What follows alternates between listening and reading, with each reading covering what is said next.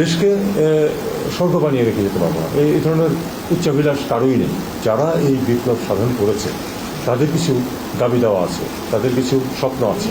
উপদেষ্টা পরিষদের মেয়াদ মানে একটি সুষ্ঠু নিরপেক্ষ নির্বাচন করার জন্য আপনারা কতদিন মেয়াদ চান? ধন্যবাদ।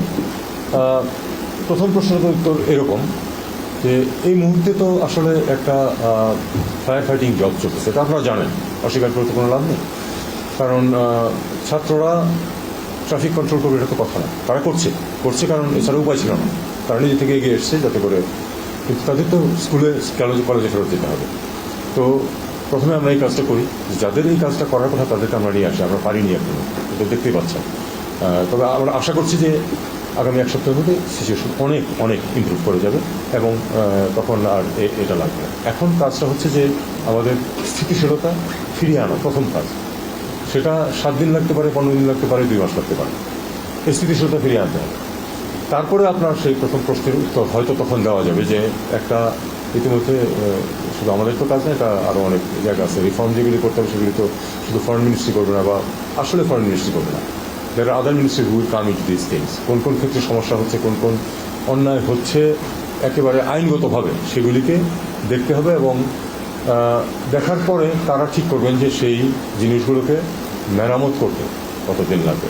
এখন তারপরে এটার যে মেয়াদ সে সম্বন্ধে বলা যাবে। এখন নির্বাচন করতে হবে অবশ্যই, এবং নির্বাচনের মাধ্যমেই এই সরকার সরে যাবে, কিন্তু তার আগে আমরা এখনই বলতে পারছি না যে ঠিক কতদিন লাগবে।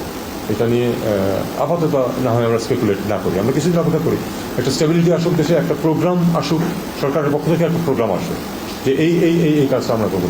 আমরা দেশকে স্বর্গ বানিয়ে রেখে যেতে পারবো না, এই ধরনের উচ্চাভিলাষ কারোই নেই। কিন্তু আমরা একটা চাচ্ছি, যেটা আসলে আমরা চাওয়ার চেয়ে আমি বলবো যে যারা এই বিপ্লব সাধন করেছে তাদের কিছু দাবি দেওয়া আছে, তাদের কিছু স্বপ্ন আছে, এবং তারা সেটা কিন্তু আর্টিকুলেট করেছে, খুব খারাপ করেনি, ভালো সুন্দর করে আর্টিকুলেট করেছে, এবং তাতে কিন্তু খুব একটা কিছু অযৌক্তিক কথা তারা তেমন কিছু বলেনি। তাকে অন্তত পথটুকু দেখিয়ে দিয়ে যেতে হবে, তাতে যেটুকু সময় দেয়। শেখ হাসিনা ফিরবেন কিনা সেটা তো আমার বিষয় না, সেটা আপনার তাকে জিজ্ঞেস করবেন। এটা যদি আমাকে আইন মন্ত্রণালয় কখনো বলে, এটা আমার বিষয় না। আইন মন্ত্রণালয় যদি বলে যে তাকে ফিরিয়ে আনার জন্য চিঠি দেন, আমি দেবো, ফরেন সেক্রেটারি তখন একটা চিঠি পাঠিয়ে দেবো।